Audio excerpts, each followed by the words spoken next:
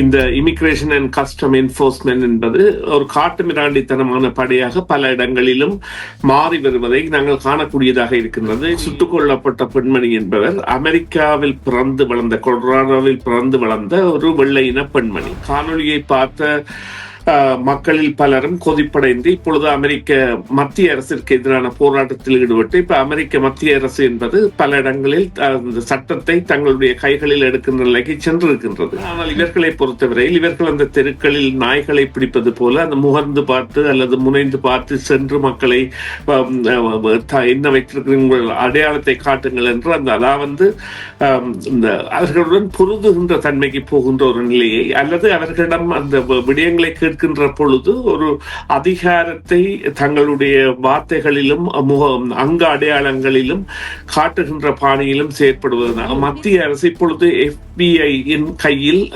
Federal bureau of investigation அதன் கையில் இந்த விசாரணையை கொடுத்திருக்கின்றது.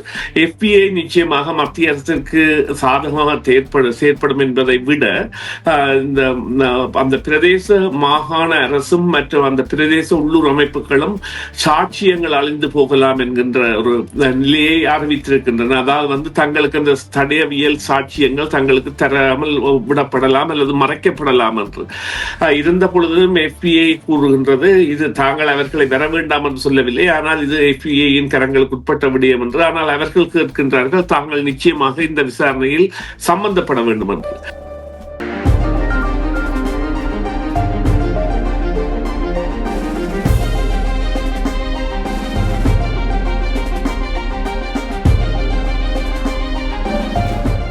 வணக்கம் நேயர்களே, மீண்டும் மற்றும் ஒரு செய்தியின் பின்னணி நிகழ்ச்சியில் உங்கள் அனைவரையும் சந்திப்பதில் மிக்க மகிழ்ச்சி அடைகின்றோம். இன்றைய தினம் பேச போகின்றோம் என்னவென்றால், ஓரிகனில் பெடரல் முகவர் சம்பந்தப்பட்ட துப்பாக்கி சூட்டில் 2 பேர் காயமடைந்திருக்கிறார்கள். அது மட்டுமில்லாமல் நேற்றைய தினம் குடிவரவு மற்றும் சுங்க அமுலாக்க அதிகாரி ஒருவர் 37 வயது பெண்ணை சுட்டுக் கொண்டதாக செய்திகள் தெரிவிக்கின்றன. அதையொட்டி மினியாபோலிஸில் பதற்றம் அதிகரித்து வருவதாகவும் மக்கள் வீதியில் இறங்கி போராட்டங்கள் நடத்துவதையும் பார்க்கக்கூடியதாக இருக்கின்றது.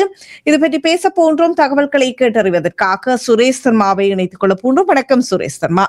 வணக்கம் சுதர்சினி. வணக்கம் நேயர்களே. ஆமாம், மீண்டும் வரவேற்கின்றோம் உங்களை நிகழ்ச்சிகளுக்கு. அமெரிக்காவில் இவ்வாறான செயற்பாடுகள் அமெரிக்க மக்கள் மத்தியில் எவ்வாறான மாற்றத்தை கொண்டு வரும் அப்படி சொல்லி யோசிக்கின்றீர்கள்? இல்லை, நிச்சயமாக நீங்கள் குறிப்பிட்டது போல நேற்று இடம்பெற்ற இந்த ஐஸ் எனப்படுகின்ற அமெரிக்காவின் இந்த புதிய படையணி என்பதை விட இந்த அதீதமாக தற்பொழுது ஆட்கள் திரட்டப்பட்டு கொண்டிருக்கின்ற ஒரு படையணியாக இருக்கின்ற இந்த இமிகிரேஷன் அண்ட் கஸ்டம் என்போர்ஸ்மெண்ட் என்பது ஒரு காட்டு மிராண்டித்தனமான படையாக பல இடங்களிலும் மாறி வருவதை நாங்கள் காணக்கூடியதாக இருக்கின்றது. நியூயார்க்கின் முதல்வர் கூட மம்தானி கூட நேற்றைய தினம் ஒரு இந்த கொலைக்கு முன்பதாகவே இவர்களுடைய நடவடிக்கைகள் என்பன மிகவும் கட்டுக்கு அற்று போகின்றன என்ற வகையில் கண்டித்திருந்தார். இருந்த பொழுதிலும் இவ்வாறு இந்த பெண் சுட்டுக் கொல்லப்பட்ட சம்பவத்தின் பொழுது நடைபெற்ற விடயம் என்னவென்று சொன்னால், அங்கே ஒரு அதனை பார்த்து கொண்டிருந்த ஒரு சாட்சி அந்த காணொலியை தரவேற்றி விட்டார் சமூக வலைத்தளங்களிலே. அந்த காணொலி பல இடங்களுக்கும் சென்றடைந்து அது போராட்டமாக மாறி மக்கள் போராட தொடங்கிவிட்டார்கள். இதில் முக்கியமான காரணம் அந்த சுட்டுக் கொல்லப்பட்ட பெண்மணி என்பவர் அமெரிக்காவில் பிறந்து வளர்ந்த, கொலராடோவில் பிறந்து வளர்ந்த ஒரு வெள்ளை இன பெண்மணி.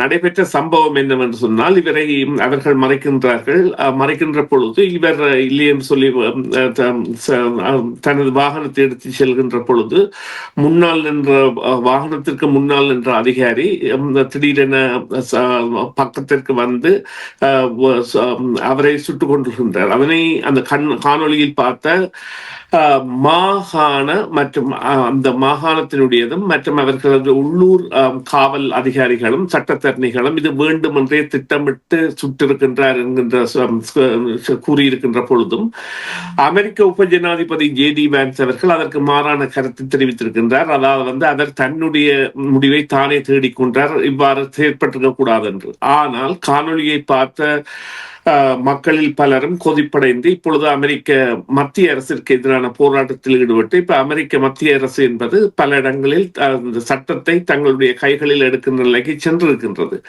இதில் உள்ள உண்மைத்தன்மை என்னவென்று சொன்னால், இவ்வாறான ஒரு கடமையில் இருக்கின்ற இந்த பாதுகாப்பு அதாவது வந்து ஐஸ் என்கின்ற இந்த இமிகிரேஷன் அண்ட் கஸ்டம் என்போர்ஸ்மெண்ட் எனப்படுகின்ற அமைப்பின் அதிகாரிகள் காட்டுமிராண்டித்தனமாக செயற்படுவது பல இடங்களிலும் கண்டறியப்பட்டு ஏற்கனவே கண்டனத்திற்கு உள்ளான விடயம். இதில் உள்ள விடயம் என்னவென்றால், மற்றொரு எந்த ஒரு பாதுகாப்பு தரப்பை சேர்ந்தவர்கள் போலீசாராக இருக்கட்டும் அல்லது எவராக இருந்தாலும் இந்த குற்றங்கள் நடந்த பின்னர் செல்வதாக மாநில மற்றும் போலீஸ் என்பதைத்தான் கூற வேண்டும். குற்றங்கள் நடந்த பின்னர் விசாரணைகளை மேற்கொள்வதான சந்தர்ப்பங்கள் இருக்கின்றன. ஆனால் இவர்களை பொறுத்தவரையில் இவர்கள் அந்த தெருக்களில் நாய்களை பிடிப்பது போல அந்த முகர்ந்து பார்த்து அல்லது முனைந்து பார்த்து சென்று மக்களை என்ன வைத்திருக்கிற அடையாளத்தை காட்டுங்கள் என்று அந்த அதாவது இந்த அவர்களுடன் பொருதுகின்ற தன்மைக்கு போகின்ற ஒரு நிலையை அல்லது அவர்களிடம் அந்த விடயங்களை கேட்கின்ற பொழுது ஒரு அதிகாரத்தை தங்களுடைய வார்த்தைகளிலும் அங்க அடையாளங்களிலும் காட்டுகின்ற பாணியிலும் செயற்படுவதனால் இவ்வாறு அந்த மக்களிடையே விரக்தி ஏற்பட்டு இது இன்னொரு தேர்தலுக்கு வழிவகுக்கும் அப்படி சொல்லி யோசிக்கின்றீர்களா? இல்ல, நிச்சயமா இது ஒரு நல்ல கேள்வி. என்னவென்று சொன்னால், தேர்தல் அல்ல, எந்த ஒரு சந்தர்ப்பம் அல்லது ஒரு துளி என்பது ஒரு பெரிய விளைவிற்கு வித்திடலாம்.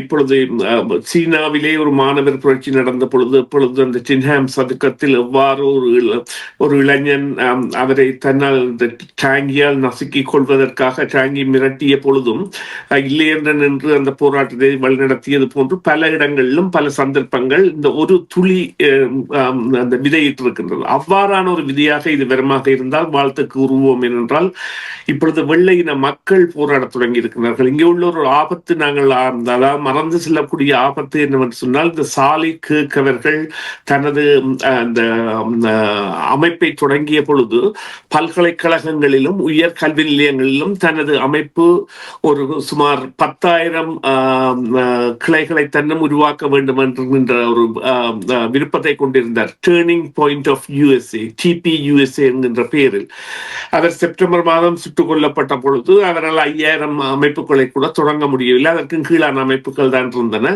அந்த அமைப்பு வந்து ஒரு நிறவெறியை புகுத்துகின்ற அமைப்பாக இருக்கின்றது. ஆனால் இப்பொழுது அவருடைய அமைப்பில் சேருவதற்கு சுமார் 40,000 விண்ணப்பங்களை பல்கலைக்கழகங்கள் மற்றும் பாடசாலைகள் என்பன அனுப்பியிருக்கின்றன. மற்றும் ஒவ்வொரு பிரிவுகளும் கல்வி சாராத பிரிவுகளும் அனுப்பியிருக்கின்றன. அப்போ அங்கே ஒரு இனவாதம் என்பது எவ்வாறு தழைத்தோங்க இருந்ததோ அந்த நேரத்தில் இயற்கையாகவோ அல்லது பிரபஞ்சமாகவோ இந்த விடயத்தை மக்களின் கவனத்திற்கு கொண்டு வருவதற்கு இந்த ஒரு பெண்மணியின் மரணம் என்பது காரணமாக இருக்கின்றது. அவர் 37 வயதுடைய ஒரு கவிஞர், ஒரு கதை எழுத்தாளர், அதை விட ஒரு குடும்ப பெண்மணி, தனது மகனை 6 வயது மகனை பாடசாலையில் விட்டு வரும் பொழுது இவர்கள் மறைக்கின்ற பொழுது அவருக்கு கோபம் வந்திருக்கின்றது என்றால் இவர்களுடைய அந்த பழகுகின்ற தன்மை, இவர்களுக்கு அதீத பயிற்சி வழங்கப்படுவதில்லை. இவர்கள் இப்பொழுது அமெரிக்காவிலே இடம்பெறுகின்ற முக்கியமான ஆட்சேர்ப்பு எதற்கு என்று சொன்னால் ஐஸ் என்கின்ற படையணிக்கு. எனவே அவர்கள் குறுகிய பயிற்சி.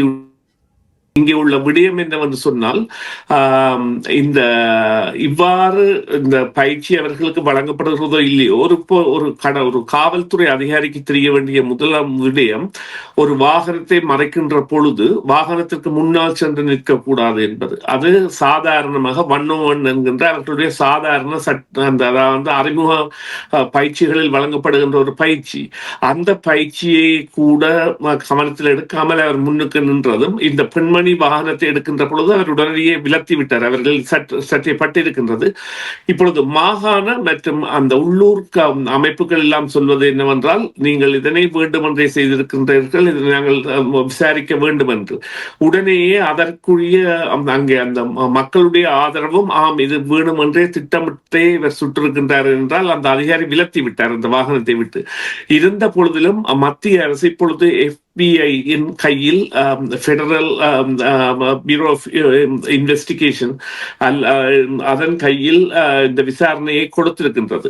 FBI நிச்சயமாக மத்திய அரசிற்கு சாதகமாக செயற்படும் என்பதை விட இந்த அந்த பிரதேச மாகாண அரசும் மற்றும் அந்த பிரதேச உள்ளூர் அமைப்புகளும் சாட்சியங்கள் அழிந்து போகலாம் என்கின்ற ஒரு நிலையை அறிவித்திருக்கின்றன. அதாவது தங்களுக்கு அந்த தடயவியல் சாட்சியங்கள் தங்களுக்கு தராமல் விடப்படலாம் அல்லது மறைக்கப்படலாம் என்று இருந்த பொழுதும் FBI கூறுகின்றது இது தாங்கள் அவர்களை வர வேண்டாம் என்று சொல்லவில்லை, ஆனால் இது FBI-யின் கரங்களுக்கு உட்பட்ட விடயம் என்று. ஆனால் அவர்கள் கேட்கின்றார்கள் தாங்கள் நிச்சயமாக இந்த விசாரணையில் சம்பந்தப்பட வேண்டும் என்று. இந்த நிலையில் நீங்கள் கேட்ட கேள்விக்கான பதிலாக சொல்வதானால் இது ஒரு துளி. இந்த துளி மூலம் ஏற்பட்டிருக்கின்ற பதட்டம் என்பதும் ஒரு உப ஜனாதிபதியாக இருந்து கொண்டு ஒரு சிறுபிள்ளைத்தனமாக முதலாவதாக அவர் கூற வேண்டிய விடயம் இவ்வாறான ஒரு இழப்பு ஏற்பட்டதற்கான மரணத்திற்கான மன்னிப்பை கோரி இவ்வாறான சம்பவங்கள் இடம்பெறாமல் அந்த விசாரணைகள் கொண்டு செல்லப்பட வேண்டும் என்பதை கூறாமல் சாதாரணமாக அவர்களுடைய இந்த இனவாத நிறவாத கருத்துக்களோடு ஒத்து போகின்ற வகையில் அல்லது அவர்கள் செல்கின்ற அவர்களை பொறுத்தவரையில் இப்பொழுது குடிவரவாளர்கள் என்பவர்கள் வெறுக்கப்பட வேண்டியவர்கள் என்கின்ற நிலை வந்துவிட்டது. எனவே அந்த நிலைக்கு செல்வதற்காக அவர்கள் முயற்சிக்கின்றார்கள். ஆனால் நிச்சயமாக இது ஒரு இவ்வாறான மாற்றங்கள் என்பன நிச்சயமாக அங்கே உள்ளூரில் பதட்டத்தை ஏற்படுத்துகின்ற பொழுது அமெரிக்கா தான் நினைத்தவாறு உலகத்தை கட்டுப்படுத்த முடியாது. எவ்வாறு அமெரிக்காவில் உள்ளூர் புரட்சிகள் கடந்த காலங்களில் இடம்பெற்றனவோ அதற்கான ஒரு சிறு விதியாக நாங்கள் இதனை பார்க்கலாம் என்றுதான் கருதுகின்றேன். அடுத்த கேள்வியாக இனவாதம் அமெரிக்காவில் தலை தூக்கும் அப்படி சொல்லி யோசிக்கின்றீர்களா?